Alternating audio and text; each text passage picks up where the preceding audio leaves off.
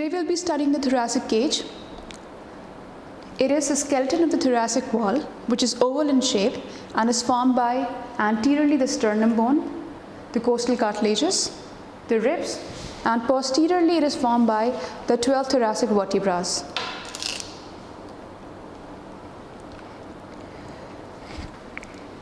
The function of the thoracic cage is to protect the vital organs inside, resist negative pressure from the lung recoil, and provides attachment and support to weight of the upper limbs. First, we'll talk about the parts of the sternum bone.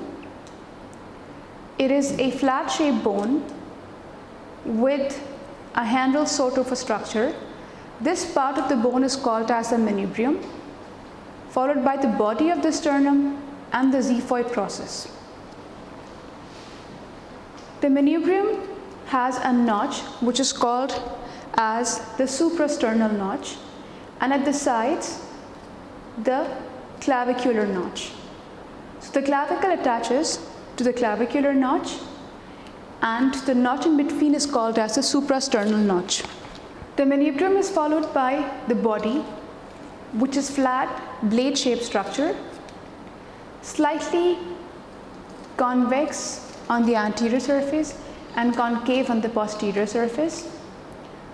The last part is narrowed down and is called as the xiphoid process.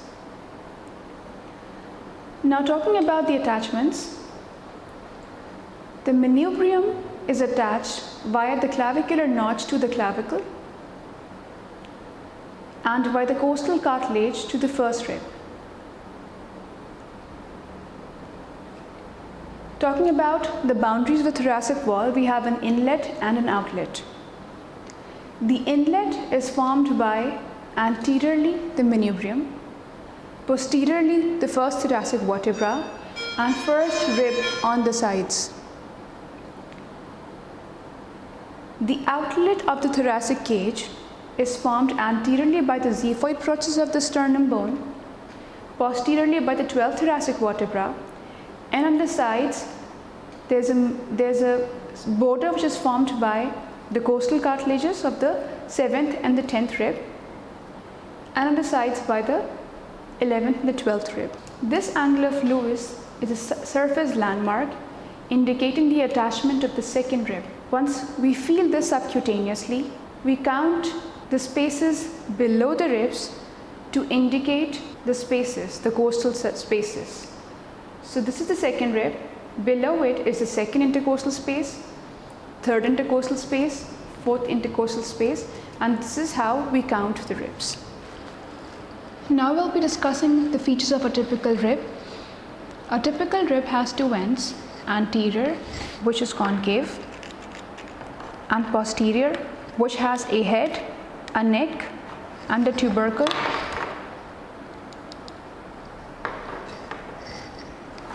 Anteriorly, the rib attaches with the costal cartilage. Posteriorly, there is a head, a neck, and a tubercle. The head has two facets divided by a line. The upper facet attaches with the vertebra above, whereas the lower facet attaches with the vertebra of the same space. For example, or the 6th rib, the lower facet will attach with the 6th thoracic vertebra, whereas the upper facet will attach with the 5th thoracic vertebra, followed by a neck and a tubercle. The tubercle medially attaches to the vertebra by a costotransverse joint, whereas on the lateral side there is no attachment. 5 centimeters lateral to the tubercle, the shaft of the rib is twisted and making an angle. Also in here it is slightly bent The typical rib has two surfaces, two borders and two ends. Anterior end, posterior end, superior and inferior border, outer and inner surface. At the inner surface, there is a groove which is called as a costal groove, in which we have intercostal nerves and vessels. At the outer surface, we have a tubercle. 5 centimeters lateral to this tubercle, there is an angle at which the shaft of the rib is bent. If you see it on the outer side, there is a prominent line indicating the angle. Now we'll be discussing atypical ribs. The first one we'll be discussing is the first rib. The first rib is the flattest, shortest, broadest, and the most curved rib.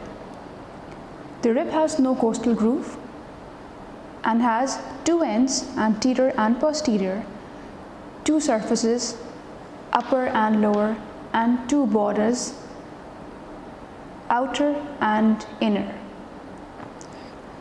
Talking about the superior surface, there are two grooves which is separated by a line, and that line enlarges to form a tubercle which is called as the scalene tubercle. Anteriorly, the rib attaches with the costal cartilage to the sternum. Posteriorly, there is a head and a tubercle. The head attaches with the body of the vertebra, and the tubercle attaches with the transverse process of the first vertebra. There is no costal groove and no angle in the first rib. The next atypical rib is the second rib. It is twice in length as compared to the first rib. It has an anterior end and a posterior end. The anterior end attaches with the costal cartilage to the sternum. The posterior end has a head, a neck, and a tubercle. It has a shaft which shows a very slight angle, and at the lower end there is a groove which is called as the costal groove. One of the prominent features of the second rib is that its shaft has a prominent tubercle. The next we will be discussing is the thoracic vertebrae. There are 33 vertebrae in total, forming the vertebral column, out of which we have 12 thoracic vertebrae. In the 12 thoracic vertebrae, we have typical and atypical thoracic vertebrae. The vertebrae from 2 till 8 are called as the typical thoracic vertebrae, whereas thoracic vertebrae 1, 9, 10, 11 and 12 are called as the atypical thoracic vertebrae based on their features. Now we will be discussing a typical thoracic vertebra. A typical thoracic vertebra has a body and a vertebral arch. The body is heart-shaped and has two facets. Not facets, actually these are demifacets, partially facets. The superior demifacet attaches with the corresponding rib, whereas the inferior demifacet attaches with the rib of the lower side, or the head of the rib of the lower side. Attach the body with the vertebral arch are projections called as the pedicles. These pedicles move medially and are called as the laminas, or these pedicles extend medially and are called as the laminas. These laminas merge together to form the spine. These laminas merge to form the spine. I repeat, we have a body. The extension of the body is the pedicle. These pedicles will move medially and are called as the laminas, and when these two laminas merge, they form the spinous process or the spine of the vertebra. At the junction of the lamina and the pedicle, there is an extension laterally which is called as the transverse process. Also at the junction of the pedicle and the lamina, There are extensions superiorly and inferiorly, which are called as the superior and the inferior articular facets. These articular facets will join with the lower articular facet of the vertebra above, and these will form a canal. The area which is empty in the middle is called as the vertebral foramen, and these extensions will form a canal protecting the vertebral canal or the contents of the vertebral canal. The next we'll be discussing is the atypical thoracic vertebrae. When we talk about atypical, it is based on their features.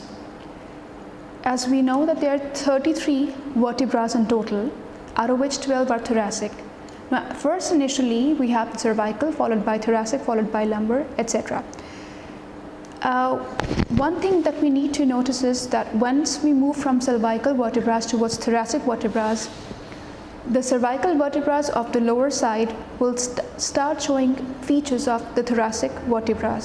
Similarly, once we move from thoracic vertebrae towards the lumbar vertebrae, the lower thoracic vertebrae, for example 9, 10, 11, 12, will start showing features of the lumbar vertebrae. What we're discussing now is an atypical thoracic vertebra, which is 12th in number. So it has a body like a lumbar vertebra. It has a body which resembles like a lumbar vertebra. We have pedicles, the laminas, which is forming the spine. Similarly, we have superior and inferior articular facets, but their features are different. The transverse process is short and has multiple tubercles. The spinous process is also short. The superior articular facets resemble just like the thoracic ones, but the lower ones do not. In the center we have a vertebral canal which has narrowed as compared to the area of the thoracic vertebrae.